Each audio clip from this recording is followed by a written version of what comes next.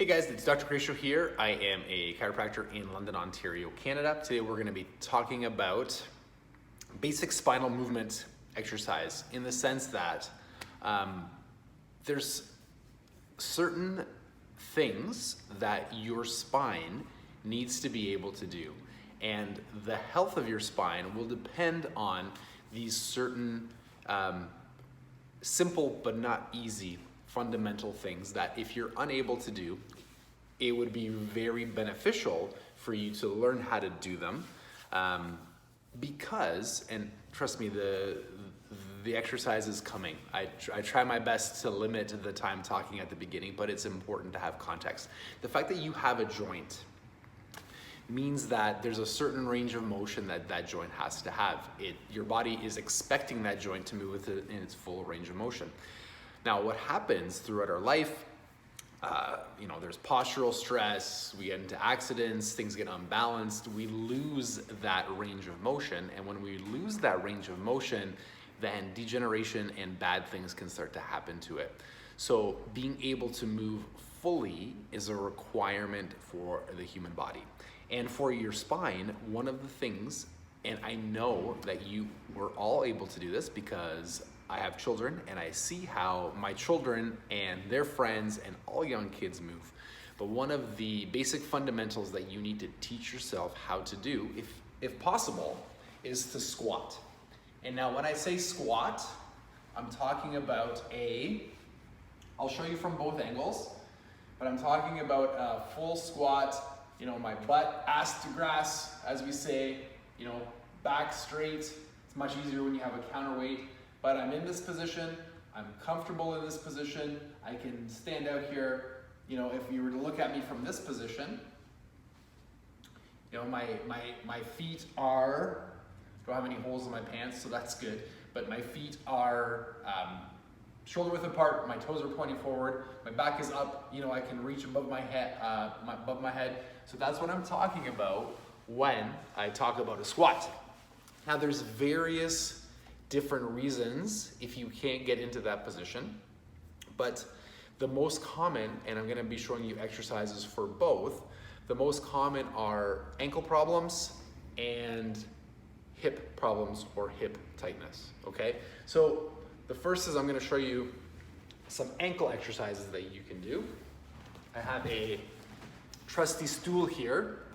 You don't have to use a stool, but what I'm going to do is I'm going to get my foot on the stool, and then I'm going to work on getting as much weight possible. I'm going to lean. You want to keep your heel down to the ground, and I'm going to lean my way possible, and I'm going to feel a lot of pressure in this part of the ankle. Now I'm showing you things that you can do at home. If you can get a band around your ankle, pulling your ankle that way, essentially what I want to do is I want this bone to be able to slide back and allow this, because my knees are gonna have to get over my toes in order for me to get into that squat position, which is not unhealthy for your knees. Your knees are meant to bend.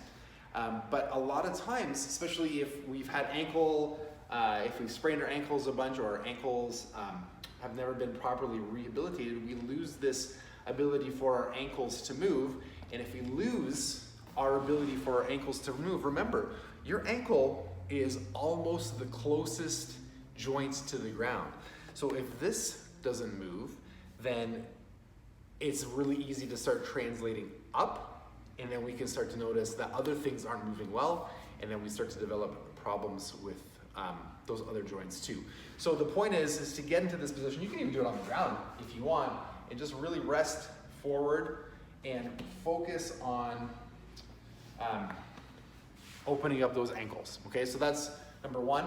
Number two is your hips and your pelvis. It might be super tight, and a way that this shows up, a way that poor ankle mobility shows up is if you're in the bottom here, what might start to happen is you might be turning your feet out.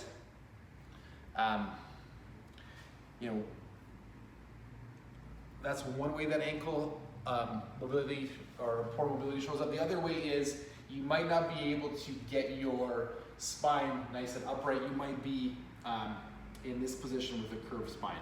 The other one is hips. So I'm just gonna turn this a little bit.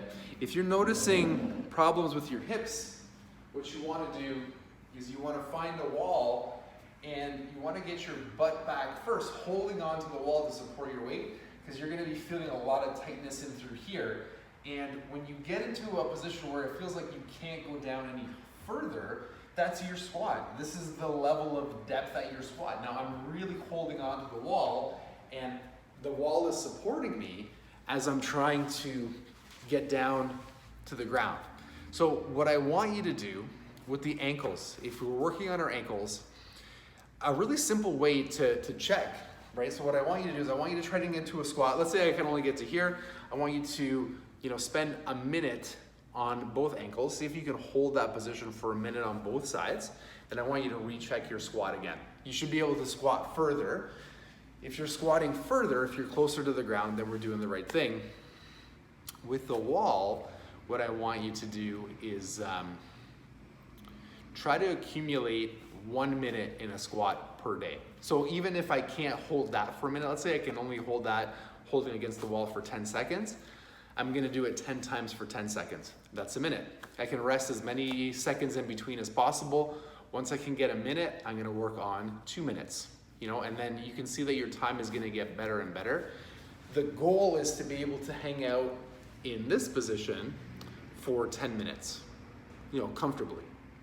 So once we're in this position for 10 minutes, we can safely say we're squatting, we have the ability to do it. And again, your spine will move better, and that should help with some of the back pain. Give it a shot. Let me know how it goes. If anything feels uncomfortable, please stop. Contact your healthcare provider immediately. Have a great week, and I'll talk to you soon.